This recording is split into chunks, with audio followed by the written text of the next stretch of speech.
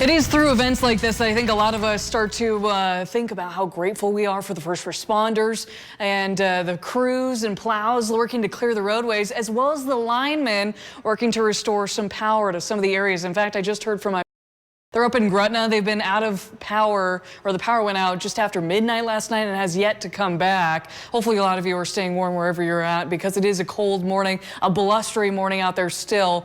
Late last night, around 10 o'clock and through the overnight hours, all of eastern Nebraska was covered in that purple color, meaning travel was not advised. We were dealing with the blizzard conditions. We've seen some improvements since then, but there are still large sections on our side of this populated state that we're seeing travel is still not advised. And around Lincoln to the east, to the north, up toward Wahoo. In fact, let me zoom in across southeast Nebraska. A little stretch of roadway where it may be impassable, but completely covered roads. If not, travel still not advised. Late in our morning show as we head toward the 7 o'clock hour. In fact, taking a live look in Beatrice, roads have been completely covered. I've noticed a good shine to these roads too. They are packed in there with the wet, slushy snow that's iced over, but also the layer of ice from the rain transitioning over to snow last night. So you'll notice as people drive, they're going a little bit slower this morning. Increasing following distance, always a good idea. There may be blowing snow too. The blizzard warning we were in was cleared as of 3 a.m. and then these areas just off to our east were downgraded to a winter weather advisory for still some areas of blowing snow through about 8 a.m. this morning. These outer snow bands are starting to, as you can see, diminish over Omaha as the system continues to move to the east, and we are going to see some more sun poking out here throughout the day today. But this wind field on the backside of this system is still very extensive. This is a look at the constant wind speed that is currently out there, around 30 to 40 miles per hour, looking at almost 40 mile per hour wind gusts or winds in sustained, also up toward Broken Bow. We get over to the wind gusts. They have been pretty bad all night long. In fact, we are going on hour 17 and 18 of wind gusts at 45 miles per hour, if not greater, here in the capital city. Still approaching almost 55 miles per hour up in Omaha. So a high wind warning will be in effect until noon, factoring this in, and then we'll see the winds start to relax.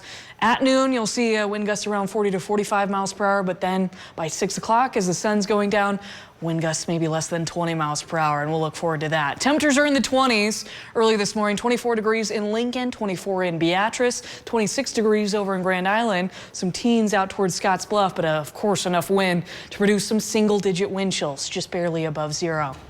Throughout the day, there's a look at more sunshine, especially as these clouds clear this afternoon, but we'll still see winds kind of sustained around 25 to 30 miles per hour even this morning. And then winter not done with us yet. Talk about the end of this week. Early this morning, areas in northwest Nebraska have been put under a winter storm watch for Thursday through Friday afternoon. Heavier snow possible out that way. So let's talk about this next event that'll start out with this disturbance bringing some snow over to a rain-snow mix in northeast Nebraska. At times, we will also see rain to snow mixing in across southeast Nebraska Thursday evening, Thursday night into early Friday. But then all of this transitions over to snow, and then we'll see the snow pick up and descend in southeast Nebraska by late Friday morning into the hours.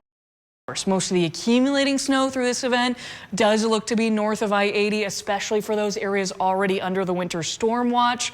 And then we'll be working to put together some fine details on how much snow we're thinking for the rest of us as we get closer to this event. But we're just coming out of the blizzard and starting to still even see those lingering impacts this morning before we get ready for another round of winter through the end of this week. Thankfully, the winds look a lot lighter through that event. And then we'll look at temperatures warming up over the weekend, 50s, 60s, and eventually the lower 70s. Sound very good after a week like this early next week.